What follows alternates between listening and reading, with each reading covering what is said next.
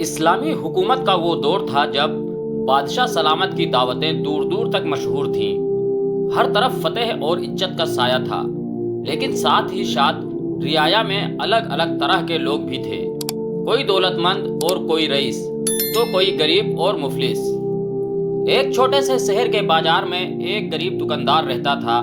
اس کی دکان بہت معمولی تھی، نہ سجاوٹ نہ شان و شوکت، بس کچھ اناج کے بورے اور لکڑی کی ایک پرانی تختی، لیکن اس کی دکان پر ہمیشہ رونق رہتی تھی۔ وجہ یہ تھی کہ وہ دکاندار جھوٹ نہیں بولتا تھا، نہ تول میں کمی کرتا اور نہ ہی لوگوں کو دھوکہ دیتا۔ لوگ کہتے تھے کہ اگر سچائی دیکھنی ہے تو فلاں دکاندار کے پاس جاؤ۔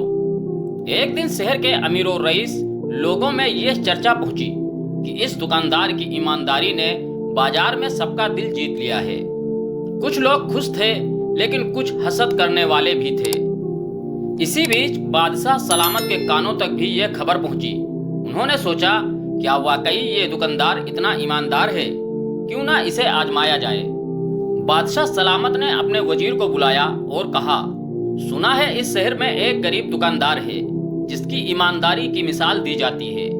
مجھے یقین نہیں آتا کہ آج کے دور میں کوئی انسان بنا لالچ کے سچائی کے ساتھ کاروبار کرتا ہو۔ تم بھیس بدل کر وہاں جاؤ اور اس کے ساتھ سودا کرو۔ دیکھو وہ سچ مچ ایماندار ہے یا بس لوگ باتیں بنا رہے ہیں۔ وزیر نے غریب سا لباس پہنا، سر پر ایک پرانی پگڑی باندھی اور بازار کی طرف چل پڑا۔ دکاندار کی دکان پر پہنچ کر اس نے کہا، بھائی مجھے گیہوں چاہیے، لیکن میرے پاس پیسے تھوڑے ہی ہیں، کیا تم مجھے ادھار دے سکتے ہو؟ اللہ قسم میں 2 دن میں چکا دوں گا۔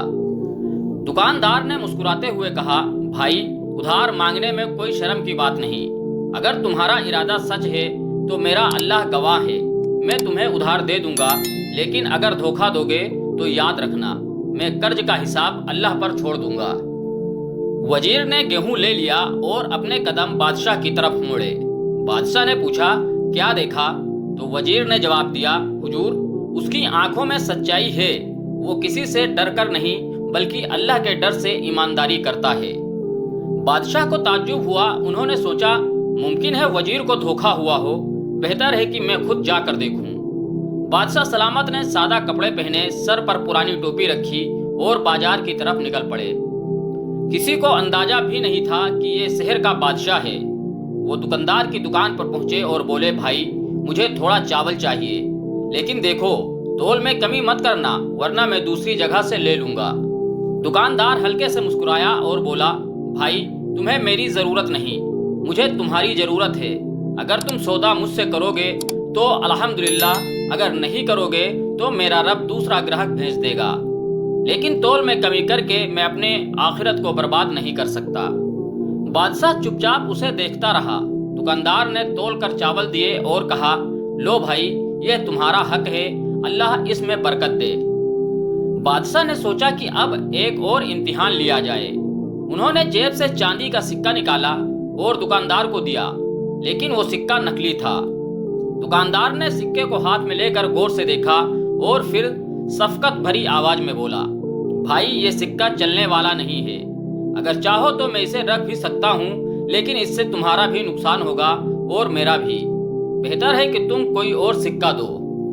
بادشاہ حیران رہ گئے۔ انہوں نے سوچا کہ کوئی اور دکاندار ہوتا تو یا تو نکلی سکہ رکھ لیتا یا گراہک کو برا بھلا کہہ کر بھگا دیتا، لیکن اس نے بڑی نرمی اور سچائی سے میری غلطی بتا دی۔ بادشاہ نے پوچھا، بھائی تم اتنی ایمانداری کیوں کرتے ہو؟ اگر تھوڑی بہت چالاکی کر لو تو تمہاری حالت بھی بدل سکتی ہے، دکان بڑی ہو جائے گی، دولت اکٹھا ہو جائے گی۔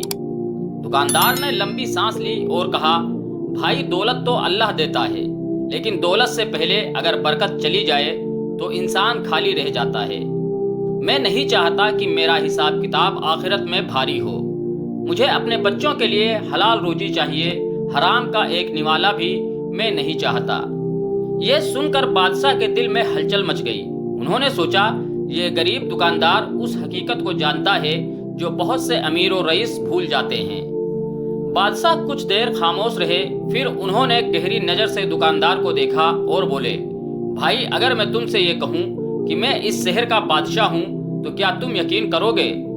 دکاندار हल्के से मुस्कुराया और बोला, भाई मेरे लिए तुम बादशाह हो या गरीब, इससे कोई फर्क नहीं पड़ता। अल्लाह के सामने सब बराबर हैं। मेरे लिए बस इतना काफ़ी है कि तुम इंसान हो और मेरे जैसे अल्लाह के बंदे हो। बादशाह का दिल कांप गया। उन्होंने अपनी पगड़ी उतार दी और असल चेहरा सामने आ गया। बाजार के लोग हैरान रह गए कि उनके सामने खुद बादशाह सलामत खड़े हैं। बादशाह ने ऊंची आवाज में कहा, ए लोगों, आज मैंने अपनी आंखों से देखा कि ईमानदारी और सच्चाई कैसी होती है। यह दुकानदार गरीब जरूर है, लेकिन इसका दिल बादशाहों से भी बड़ा है। यह हमारी रियासत का असली हीरा है।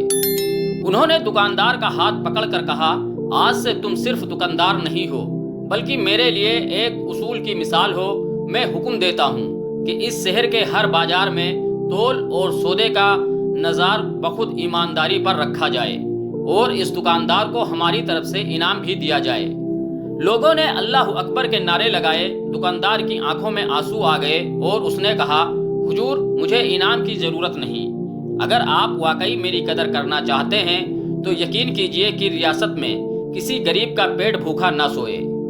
बादशाह ने सिर झुका लिया। उस दिन बादशाह ने ऐलान किया कि शहर के खजाने से गरीबों और यतीमों की मदद की जाएगी और हर दुकानदार के लिए ईमानदारी को कानून बनाया जाएगा। दोस्तों, इस कहानी से हमें ये सीख मिलती है, दौलत या ताकत इंसान को बड़ा नहीं बनाती, बल्कि सच्चाई और ईमानदारी इंसान को असली इज्जत दिलाती है। अल्लाह की नज़र में अमीर गरीब सब बराबर हैं।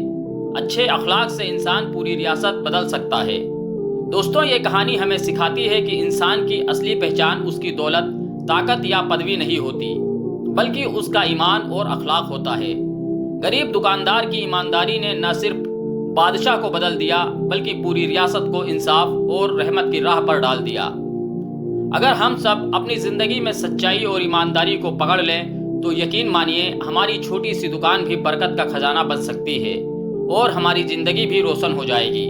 अल्लाह हमें भी सच्चाई पर कायम रहने की तौफीक अता फरमाए। आमीन।